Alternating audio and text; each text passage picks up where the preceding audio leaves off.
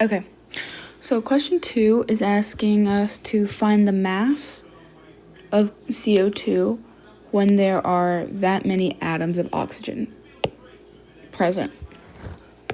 So, something that'll help us visualize is right here. This is one molecule of CO2.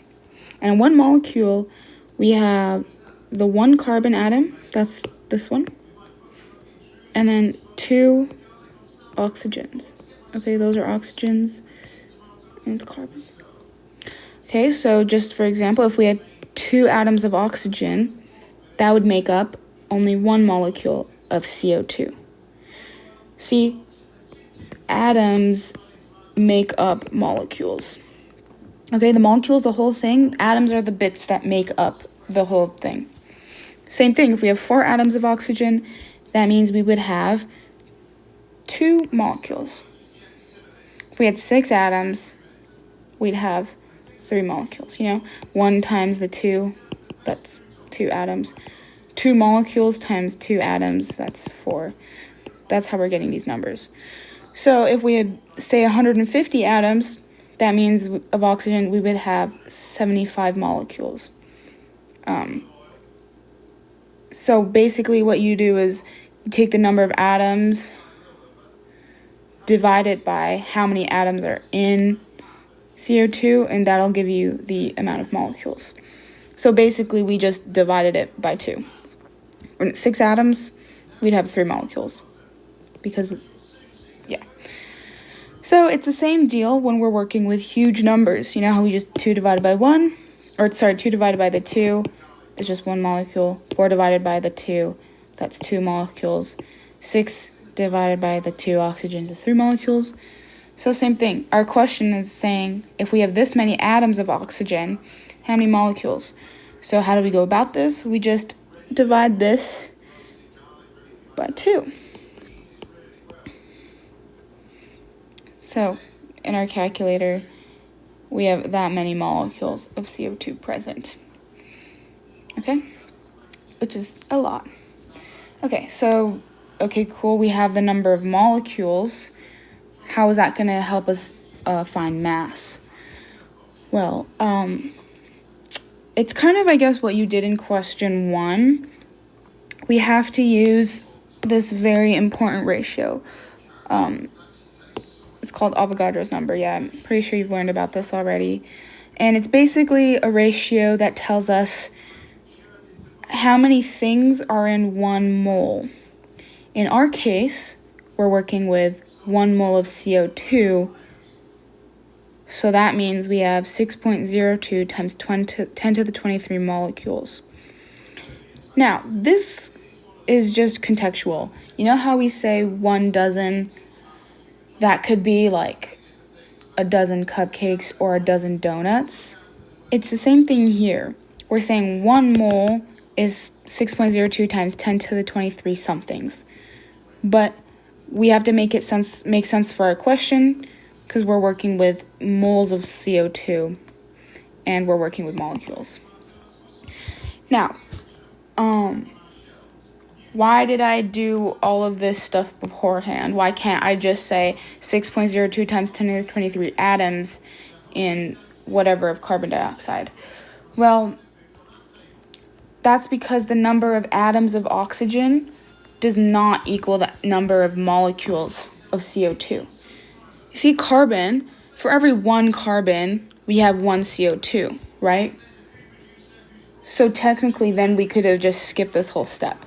But because we have 2 atoms per molecule, we kind of had to just do this simple divided by 2 to figure out how many molecules we have. Okay. So now that we know how many molecules we're dealing with, now we can get to mass. Okay, so how do we get from molecules to mass? We are going to use our very important mole ratio. So moles are always going to be the middleman, basically, whether you go from atoms to molecules or like mass to molar mass or whatever. You always are going to be dealing with moles and this number. So using this ratio,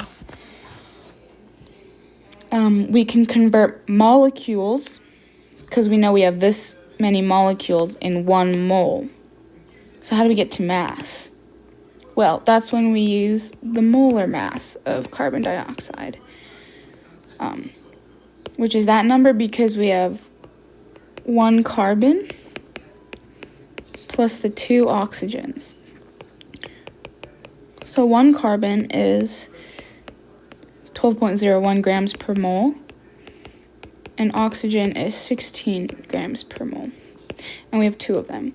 So that gives us 44.01 grams in 1 mole of carbon dioxide, it weighs that much. So this will help us go from molecules to moles to mass. Okay, so let's put it all together now. So the first thing you should always do is basically what do they give you in the question. So they gave us the number of atoms, but because we're smart and we can't just use atoms, we have to use number of molecules.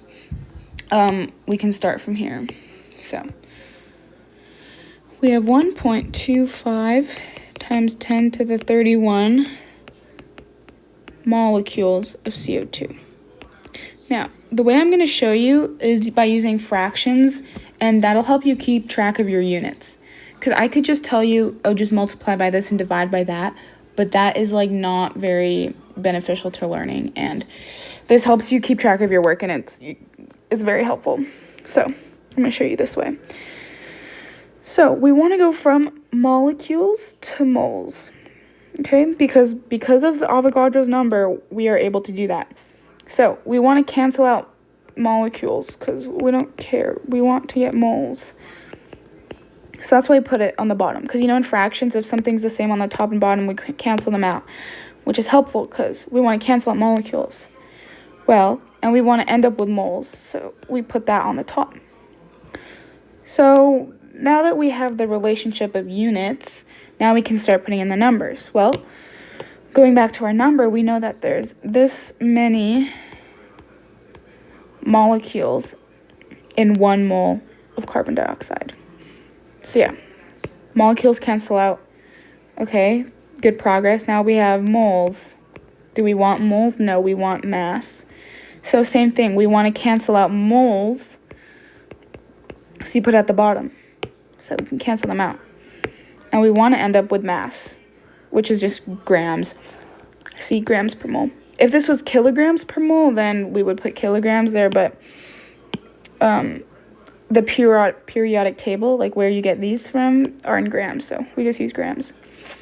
Okay, so same thing. How many grams? So we have 1, what's the relationship? Because these are all, the fractions are just relationships to each other. See, 1 mole, this many molecules. Same thing, 1 mole, how many grams is that?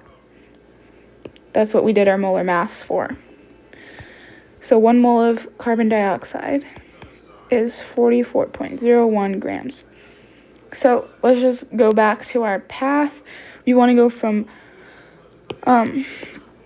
molecules to moles. Okay, so cancel out molecules, end up with moles. That's good. This many molecules in 1 mole, good. And we want to go from moles to mass. How do we do that? Well, we want to cancel out moles and give us our mass by using molar mass. So, yeah, the relationship of molecules to moles is going to be this number.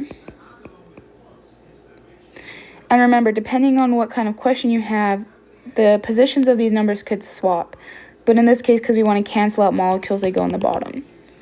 And the relationship between moles and mass is going to be your molar mass, which obviously changes depending on what chemical you have.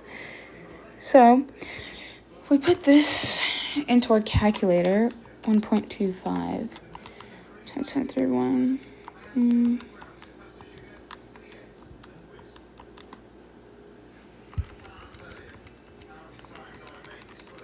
Hold on, I'm typing it in. Okay.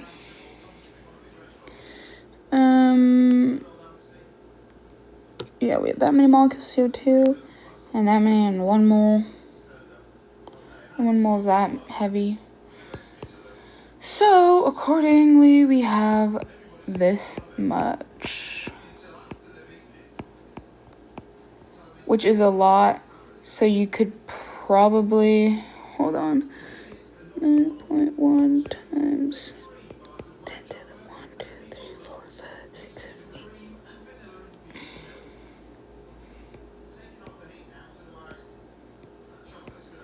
8. Okay, I think this is your final answer. That's like a whole lot. So yeah, I'm gonna check over it because that feels like a very bizarrely large number. Mass if there are 10 atoms of oxygen.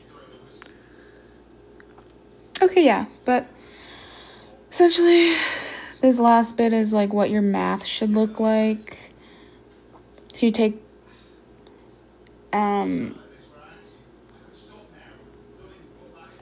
yeah, okay, sorry. I think you were asking about something about the formula.